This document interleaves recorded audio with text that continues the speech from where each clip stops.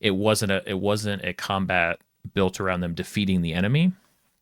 It was built around how many of the crew are they going to save by being responsive as they go throughout the decks of the ship. Quinn asks, how, out of curiosity, what is my favorite monster to use as a first encounter in a D&D campaign? It's a fun question. I think that first encounters are it's really fun when they feel unique. I think that I tend to look at the first encounter as something that I want to be sort of intentionally quirky if I can. Um, Only because like after that it's like okay, all the low level stuff, it's like make the checklist. It's like we want to do oozes, we want to do goblins, we want to do, maybe kobolds, or we want to do um, bandits. We want to do all of these types of things that you want to deal with when a party is low level because they're probably not going to make a whole lot of sense at 8th level. Um, but I like the trope for a party that there's a reason that they all are connected. That I like the party to help contribute that, whether they're related in some way, or maybe they have a shared goal, or maybe they're part of a group or something like that. But in terms of why they become adventurers, I'm a really big fan of the trope that it's kind of just a crazy set of circumstances. It's a crazy event that happens. It's the weirdest thing ever. It's like a adventuring party meet cute. It's like, well, yeah, we were all friends or whatever, but then we stumbled upon these frogs doing a ritual over a grave. And when we got involved with it, I mean, the story that unfolded out of this is crazy. Like, that's actually an opening encounter that I used in a campaign once. So I don't really have a favorite. In fact, I kind of like to challenge myself to find a new thing. So like my pirate, not pirate, my kind of island exploration mini campaign that just kicked off. Aside from the prologue, which was a little bit unique, but their first battle was a giant monster attacking their pirate ship. So it was a series of giant tentacles. But it wasn't really fighting the giant tentacles because they really don't have a hope at level 2 of doing that. It was really, can they assist this like 12-member crew of this ship to keep the thing from capsizing? It wasn't a combat built around them defeating the enemy. It was built around how many of the crew are they going to save by being responsive as they go throughout the decks of the ship. Another campaign that I ran, the first set of encounters wasn't even enemies. It was the party participating in a festival, like their hometown festival that was like every 100 years, everybody competes in these challenges.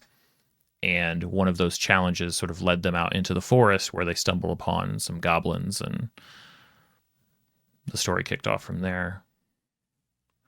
What was the first encounter of my flame campaign? I'd have to dig through my session notes. So I think like another way to say it is what inspires you, right? Like in a sense, I'm describing what inspires me, which is to sort of create some weird event that is the catalyst for, whatever is going to come next. And I like that even at that earliest encounter, I like there to be some clues as to future stuff, if possible. Quinn, no.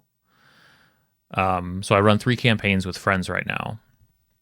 So none of that is public, but I do have plans to do some game streaming. But that's secret. That's a secret project.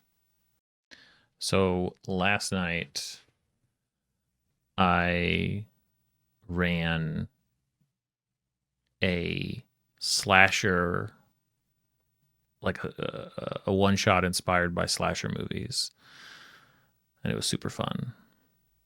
I might have to find a way to try that again sometime. It was only in the most squint your eyes, blurry picture has any resemblance to D&D whatsoever.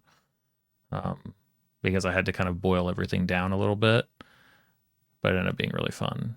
Um, Mostly because the group was really into it, and I basically gave them. So I have this. I wish I could show it to you guys, because I wish it was still online. But 4 or 5 years ago, I bought this. It's this awesome resource that this artist made. I need to probably see if I can get in touch with them and maybe find a way to resurrect it. But they made this. They made this art project called the Deck of Many Faces, and it's just a bunch of NPC illustrations. And I have used that so many times. Hey, what's up, Jay? Thanks for joining. What system is that, Tia? Maybe I can use it to compare notes and make mine better. But the fun part was I used these faces and basically pulled them up, and we started with the party picking the survivors. I called them survivors, but I didn't tell them really what the premise of the one shot was yet. So they both picked out the 6 survivors plus the carriage driver. They named them all, and in the process, like, were injecting all their own sort of meaning and stories, which is great because then they would want them all to survive. And then it was basically like a simplified, like a hex crawl, kind of running from the road to the campsite. I drew the map on stream a couple days ago. So yeah, it's definitely a encounter I hope to think more about. I'm hoping to have 2 more parts to it, because the big idea, like, so my Wednesday group just did Slasher Part 1 basically, and so I'm going to run their normal session next week, and the week after Slasher Part 2, and then their normal session, and then Slasher Part 3. And the point of the slasher stuff is by the end of it to show that they have been the slasher villains the whole time, because they have been transforming into monsters in their sleep. That's like the big fun revelation at the end of these 3 slasher. It seems like just like a fun distraction, a fun thing to try, and then it's like, oh, that was us the whole time. Is the type of like realization I'm aiming for. So we'll see if that works. Slapstick horror, that's not entirely off base from what I was experiencing. You're a high schooler spending a weekend in the woods with your besties. Sure hope there isn't the killer. I wonder how close this would end up being to what I did.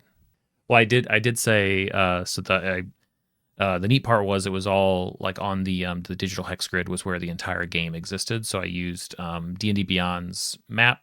I drew the map and then kind of overlaid a hex grid on it, and pulled in the pictures of the NPCs that they chose and their names, and then each one had like a number of movement and then a number of health, like 4 movement and like health of 3. And so I just put that into the name as well.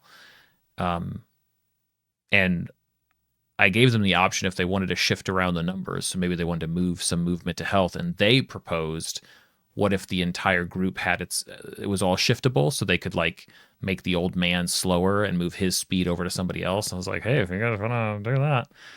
So that ended up being fun. And then once everything got kicked off, I said, oh, by the way, somebody in the group has a terrible secret. Anyway, let's go. And they were like, so how did you decide? Did you have it pre-selected who had the terrible secret? And I was like, guys, you chose all of these characters. I couldn't have done that. They're like, oh, he must have rolled. He must have rolled something. And in reality, whoever survives till the end of the 3 is going to be the one with the terrible secret. Like, they're going to be the ones ultimately determining who has the terrible secret, not me, but we'll see. So this first slasher one shot, side shot type thing was them getting from the road with their broken carriage to the campsite, and they got all 7 survivors there, mostly because I didn't weight everything correctly, as happens sometimes, but that's okay. They were also very strategic about it. I don't know exactly how the mechanics will work for the next one, but I described that like the campsite seems like it won't last all night, but as they look out over this small pond, maybe small lake, large pond, they can see a cabin in the distance. So now it's like, okay, how can they like traverse the water, maybe go over the water, maybe there's a series of bodies of water, and trying to use like slasher movie tropes. So I'll have to come up with that one for here in a couple weeks. Take my mechanics and make them a little bit tougher. Make sure that some of these survivors don't make it in the second act of the movie. Like there are tropes for the genre that I didn't use yet. Like you've got to choose between the two. You can only save one or the other, right? Making them choose between the characters. Some other ones too. But I don't think it has to be like just one that survives. I think it'd be fun if some of these, because then they could meet them